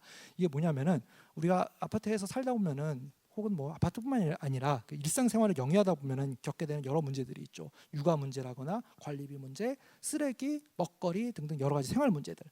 이런 생활 문제들을 아파트 단지 그 내부에서 해결하려고 하는 시도인데요. 서울시 사회적경제지원센터가 나서서 아파트 단지 내에서 주민들이 스스로 문제를 찾아내고 이른바 사회적 경제 방식으로 해결하는 프로젝트를 추진을 하고 있습니다. 아마 사회적 경제라는 용어 자체가 생소한 분들이 많이 계실 것 같은데요. 그러니까 사회적 경제라는 거는 정의 내리기가 굉장히 어려워졌습니다. 사실 지금 한국 사회에서는. 그러니까 뭐 딱 사회적 경제가 무엇이다라고 이야기하기는 어려운 것 같지만 대략적으로 보면은 뭐 빈곤 문제라거나 아니면은 삶의 소외 극복이라거나 아니면은 뭘 들까 뭐 삶의 질 상승이라든가 여러 가지 어떤 사회적 가치들, 공공의 어떤 이익들 이런 것들을 위해서 어떤 자본주의 사회의 그런 이윤 추구가 아니라 공공의 이익을 위해서 협동조합이나 뭐 마을 기업, 뭐 지역 화폐, 뭐 사회적 기업 이런 조직들을 활용해서 협동을 통해서 그래서 이런 사회적 경제 조직들을 통해서 생산하고 소비하고 분배하는 그런 시스템이라고 넓게 보시면 될 것 같은데요. 여전히 잘 안 와닿으실 거예요. 근데 이런 걸로 이제 아파트 단지 내의 문제를 해결해 보자라는 움직임이 등장하기 시작했고, 그리고 이런 시도 자체는 아파트 입주민들의 아이디어와 사회적 경제 기업의 역량을 모으려는 시도라고 볼 수 있습니다. 구체적으로 예를 하나 들어보면은 뭐 이런 거예요. 아파트 단지 내에서 뭐 부모가 직장을 나갔다. 그때 육아는 어떻게 할 것이냐? 그러면은 그 안에서 이제 이른바 그 공동 육아 기업을 만드는 거죠. 마을 기업을 만들어서 거기 이제 아이 맡겼다가 부모 퇴근하면서 차에서 데려가고 대신에 뭐 일정 정도 비용을 지불하고 훨씬 싸게. 그러니까 뭐 요즘 어린이집 같은 게 문제잖아요. 그런 문제들을 뭐 사회적 경제로 풀어본다라는 건데, 일단 저는 흥미로운 사례 중에 하나로 보고 있는 게 아파트 단지라는 것 자체가 한국 사회에서 어떻게 보면은 가장 자본주의적 공간 중에 하나잖아요. 부동산 시장이라는 가치로 딱 떠오르는. 그런데 이런 가장 자본주의적 공간인 아파트 단지와 자본주의에 대한 자본주의에 대한은 아니네요. 대안적 자본주의를 모색하는 사회적 경제, 이 두 가지가 만났을 때 어떤 일이 벌어질까? 잘 모르겠어요. 근데 잘 모르겠는데 이 앞으로 어떻게 될지는 한번 지켜볼 필요가 있다라는 생각이 듭니다. 또 다른 사례는 협동조합으로 만드는 아파트 단지인데요. 이거는 뭐 그 해당 사례의 홈페이지 메인 이미지를 가져왔습니다만 읽어보시면은 뭐 이웃과 함께하는 뭐 아파트형 마을 공동체 이렇게 써 있고 위스테이라고 써 있죠. 뉴스테이라는 사업을 혹시 들어보신 분이 계실지 모르겠습니다. 기업형 임대주택 사업이고 이전 정부 박근혜 정부 시절에 시작된 건데요. 8년 동안 임대를 해주는데 좀 저렴하게 임대를 해주고, 그리고 건설비도 정부가 융자 보증을 해주고, 그래서 기업이 나서서 그걸 하는 건데, 문제가 이 뉴스테이 사업이 갖고 있는 가장 큰 문제는 8년이 지나고 나면은, 그러니까 임대 기간이 끝나고 나면은 그 사이에 이제 시세 차익에 해당하는 이익을 전부 건설사가 가져가게 되어 있어요. 그래서 그 부분이 지금 많이 비판을 받고 있는데, 그거를 그 이익에 해당하는 거를 입주민과 지역 사회로 돌리기 위해서 고안된 모델입니다. 그래서 뉴스테이가 아니라 위스테이라고 이름이 붙여진 사례인데요. 어떤 식으로 진행이 되냐면은 입주 희망자들이 협동조합을 만드는 겁니다. 3천만 원 정도 출자금을 내고 협동조합의 조합원으로 가입해서 건설되는 아파트의 간접적인 소유자가 된다라는 거죠. 그리고 건설 자체도 일반 건설사가 아니라 아까 뭐 사회적 경제 말씀을 드렸지만 사회적 기업이 건설부터 운영까지 모두 주도를 하는 식으로 이루어집니다. 그래서 이게 지금 아직 건설 중이고요. 내년 6월 어쨌든 내년 중으로 그 입주, 그러니까 뭐 완공을 목표로 지금 건설 중인 그 공사 중인 걸로 알고 있는데, 뭐 오른편에 보시면 역시 그 홈페이지에 써 있는 내용입니다만 느슨하고 재미있는 공동체를 뭐 내세워서 진행하고 있다고 합니다. 그래서 뭐 어떤 식으로 돌아가는지 보면은 공간이 아니라 사람이 중심인 뭐 위스테이 이렇게 홍보를 하고 있는 모습을 볼 수 있고, 실제로 최근에 벌어지고 있는 모습을 보면은 지금 이제 협동조합원으로 가입이 되어 있는 상태잖아요. 입주 예정자들이. 이분들을 대상으로 계속 입주 전부터 같이 모여서 무슨 교육도 하고 같이 뭐 활동도 커뮤니티 활동도 하고 이러고 있어요. 그래서 지금 여기 가까운데 명동에 지금 모델하우스가 있거든요. 근데 그 모델하우스 기간은 이미 끝났고 지금은 거기 같은 공간을 뭐 커뮤니티 마실이라는 이름으로 바꿔가지고 이 지금 입주 예정자들이, 입주 희망자들이 여러 사전 입주 활동을 하고 있는 이런 곳이라고 볼 수 있습니다. 그러니까 입주 이후에 어떤 활동을 우리가 꾸려나갈 것인지, 어떻게 뭐 공동체를 만들어 나갈 것인지 이런 얘기들을 하고 있는 것, 이런 작업들을 진행하고 있는 것으로 되어 있고요. 요거는 작년 2월인가 작년 초에 있었던 그 별내, 그러니까 남양주시 별내 이제 첫 번째 위스테이 케이스가 건설이 되고 있는데, 요 착공식 제가 갔을 때 찍었던 사진이에요. 그래서 보통 이제 착공식 할 때 이런 식으로는 안 하는데 아파트 단지에서, 근데 아파트 착공식을 하면서 뭐 마을과 함께하는 뭐 위스테이 착공식 하면서 주변 입주 예정자뿐만이 아니라 주변 다른 주민들까지한테도 오픈을 했더라고요. 그래서 와서 무슨 운동회처럼 혹은 뭐 지역 축제처럼 이렇게 착공식을 하는 모습을 볼 수가 있었습니다. 그래서 아까 봤었던 두 가지 사례들, 그러니까 뭐 사회적 경제와 아파트 단지의 결합이라거나 아니면 협동조합 내지 마을 공동체와 뭐 아파트 단지의 결합이라거나 이런 양상들이 앞으로 어떻게 진행될지는 모르겠어요. 지금까지는 현재 다 진행 중인, 그러니까 아직 결과가 나온 사례가 하나도 없거든요. 그래서 제가 이 파트를 아파트 단지의 미래의 사례 중에 하나로 넣었던 건데, 근데 이런 공동체라는 키워드를 썼을 때 사실 우리가 주의해야 되는 게 있죠. 뭐냐면은 이분 요즘 이야기는 하지 맙시다. 2016년도, 17년도에 유력 대선 후보이던 시절에 안희정 후보가 그 시절에 그 범죄 예방, 그러니까 뭐 도시 문제 이런 걸 해결하는 데 있어서 마을 공동체라는 해법을, 그러니까 버섯시장처럼 마찬가지로 그 마을 공동체라는 해법을 언론에 얘기한 적이 있습니다. 그런데 그러니까 바로 이제 당시 이제 제일 그 이슈에 뜨겁게 반응하는 SNS가 트위터니까요. 트위터에서 사람들이 난리가 났어요. 어떤 그 몇 가지 이제 캡처해서 제가 가져온 건데, 뭐 마을 공동체 찬양하는 약자들은 죽 보지 않는다. 뭐 둘의 품앗이 할까봐 무섭다. 뭐 싸하다 느낌이. 아무리 좋아도 그 장점이 변질돼서 기가 막힌 약점되는 거 시간 문제인데 그 피해는 고스란히 사회적 약자들 몫이다. 뭐 이런 식으로 굉장히 부정적인 반응들, 거부 반응들을 보이기 시작했습니다.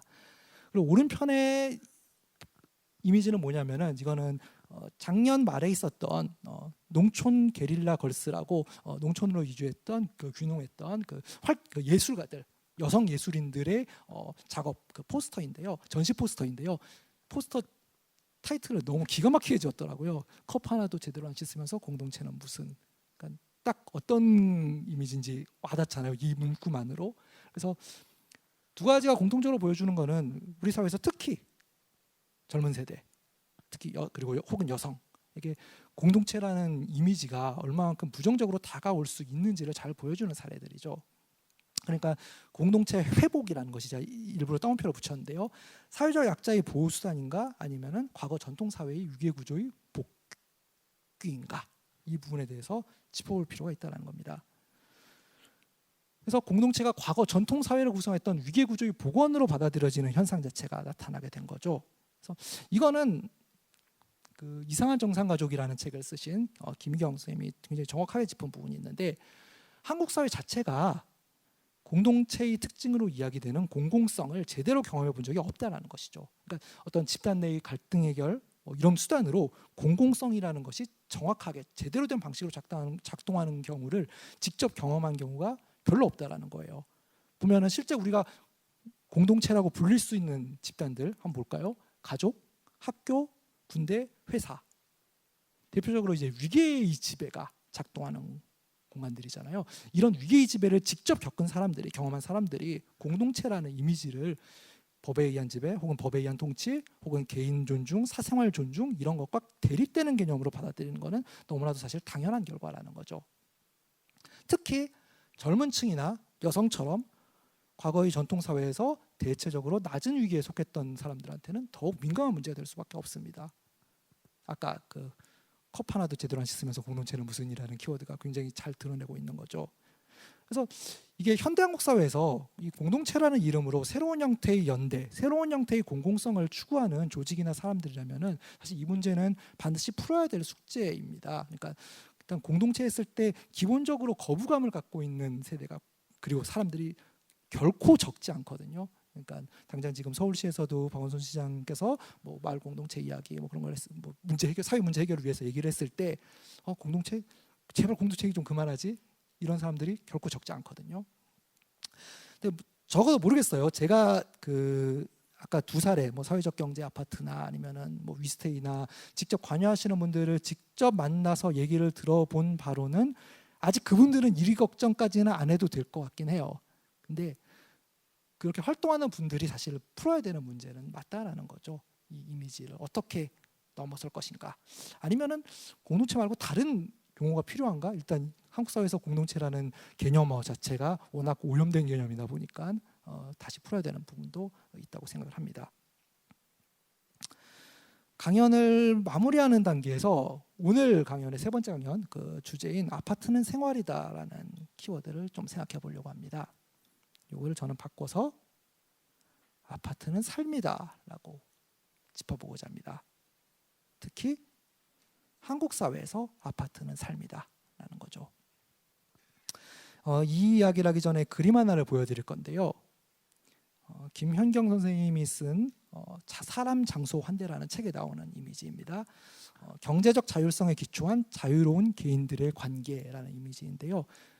이상적으로 생각했을 때 굉장히 자율적인 개인들, 자유로운 개인들이 경제 구조에 직접적으로 이렇게 다 원을 그리면서 접속해 있는 모습, 이게 이상적인 형태라는 거죠. 각자 이제 자기 경제 생활을 하고 노동을 하고 돈을 받고 그리고 각각의 개인들 사이에는 상호작용을 하는 감정적인 상호작용 혹은 순수하게 선물을 주고받고 이런 형태로 벌어지는 게 우리가 생각하는 이상적인 모습일 거예요. 자기 목 자기가 하면서 사람들끼리 친하게 지낼 수 있는. 그런데 현실은 이렇지가 않죠. 현실에서는 타인의 경제력에 의지해서 사는 사람들 많고요. 그리고 경제적으로 소외된 사람들도 많죠. 아까 그림에서 좀 차이가 있다면은 이제 A라는 파트랑 B라는 파트가 이제 생겼다는 건데요. A라는 부분을 보게 되면은 이 위에 매달려 있는 다른 사람과 경제력으로 의지해 있는 사람입니다. 대표적으로 이제 가부장제 구조화에서 가장에게 딸린 식구들 그런 경우가 되겠죠. 그러니까 전업주부라든가 아이라거나 노인이라든가 이런 사람들 자신이 직접 경제 생활을 영위하지 않기 때문에 아무래도 이 자율성의 측면에서 한계가 있을 수밖에 없죠. 다른 부분은 B인데요. 실선이 아니라 점선으로 이었습니다. 경제 구조와 직접 경제적으로 일을 할 수 없는 경제적으로 소외된 사람들이란 거죠. 이런 분들 역시 실선으로 연결된 사람들과 동등한 위치에서 동등하게끔 교류하기는 어려울 것입니다. 여기에 대해서 한국 사회는 B에 해당하는 사람들을 계속해서 A로 내림으로써 이 문제를 해결하려고 해왔죠. 그러니까 가부장제 구조, 그러니까 이걸 김현경 선생님은 가부장제를 보완하는 국가라는 표현으로 설명한 바 있는데요. 경제적으로 소외된 사람들을 끊임없이 다른 누군가에게 떠넘기는 방식으로, 다른 가족 구성원에게 떠넘기는 방식으로, 그마저도 되지 않는다면 수용을 한다거나 어떤 시설에 수용을 한다거나 이런 식으로 해결을 해왔다는 거죠. 그래서 이게 한국 사회에서 아파트는 삶이다라는 명제와 어떻게 이어지냐면은 이런 가부장제 구조는 기본적으로 성인 남성 생계 부양자를 전제로 하고 있습니다. 그러니까 산업화 이후의 한국 사회는 성인 남성이 노동자로 고용이 되고 혹은 뭐 자영업을 하든지 가족을 대표해서 생계를 부양하고 자본을 축적한 다음에 그런 식으로 한국 사회가 부족했던 사회복지 영역들, 사회 서비스 영역들을 그 공백을 메워온 것이 산업화 시대 이후의 한국 사회라는 거죠. 그런데 문제는 이런 기존의 사회 재생산 시스템이 더 이상 작동하지 않게 되었다는 것입니다. 대표적인 사례로 더 이상 이제 어떤 1인 노동자로서 즉 청년 세대의 수입만으로 집을 살 수 있느냐? 왜냐하면 한국 사회에서 대부분의 집이 아파트이기 때문이죠. 새로 공급되는 집들이 불가능하다라는 거죠. 아파트를 구입한다는 것이. 청년 세대의 수입만으로 주택 구입 자체가 불가능해졌죠. 그럼 어떻게 사느냐? 부모의 도움을 받아야 되고 만약에 부모가 그 도움을 주지 못하면 어떻게 되죠? 계속해서 빚내서 혹은 월세 내면서 그렇게 살 수밖에 없죠. 근데 이게 결과적으로는 한국 사회의 재생산 위기, 그러니까 뭐 지금 사람들이 결혼 자체도 잘 안 할 뿐더러 결혼을 하더라도 아이를 잘 안 낳고, 그러니까 인구가 점점 이제 줄고 있고, 물론 저는 연구자로서 한국에서 인구가 줄고 있는 현상을 부정적으로만 보지는 않습니다.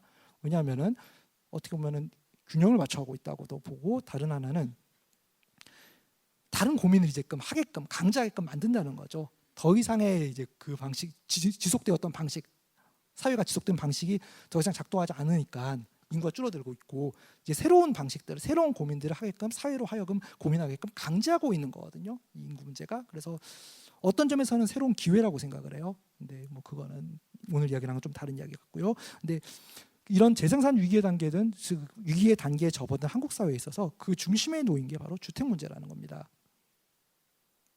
기본적으로 집은 삶의 토대가 될 수밖에 없습니다. 내가 살 곳, 내가 주거할 곳, 이게 안정적이지 않는 이상, 당장 이제 다음 달 월세가 밀려 있고 혹은 2년 뒤면은 집을 비워야 될지 모르고 다른 곳으로 이사 가야 될지 모르고 내가 그 공간에서 뿌리를 내리고 살 수 있다라는 보장을 받지 못하는 사람들이 새로운 모험을 나서지도 않을 것이고 아이를 가족을 늘리려고 하지도 않을 것이고 여러 가지 문제들이 중첩되어 있다는 거죠. 또 다른 측면에서는 젊은 세대가 계속해서 기성세대에 의존하게끔 만들고 주택 가격 자체가 너무 높으니까요. 이런 문제들이 삶의 토대로서의 집, 아파트라는 문제와 연결이 될 수밖에 없다는 거죠. 한국 사회에서 주택의 절대 다수, 특히 이제 신규 공급되는 주택의 절대 다수를 차지하고 있는 게 아파트입니다. 그런데 주거 안정성은 굉장히 낮죠. 그래서 지금까지와는 좀 다른 어떤 아파트와 관련한 다른 형태의 상상, 실천 없이는 사실은 한국 사회에서 미래를 좀 더 나은 미래를 기대하기는 어려운 것이 우리의 상황이거든요. 그 중심에 이제 아파트가 있다라는 건데 이를테면 이런 겁니다. 계속해서 이제 청년 문제를 푼다, 청년 주거 문제를 푼다라고 했을 때 쉐어하우스 지을 테니까 거기 가서 살아, 공용주택 지을 테니까 거기 가서 살아. 근데 실제 청년 세대 얘기를 들어보면 그게 아니라 아니 좀 나도 살만 내 집 작더라도 내 집 내 공간을 확보해 달라고 이 얘기들을 하거든요. 아파트를 짓더라도 좀 더 살만한, 좀 더 싸게, 그리고 작아도 돼, 이런 거거든요. 그런 문제들을 어떤 형태로든 풀지 않고서는 쉽지 않을 거라고 봅니다. 제 강연 오늘 여기까지입니다. 감사합니다.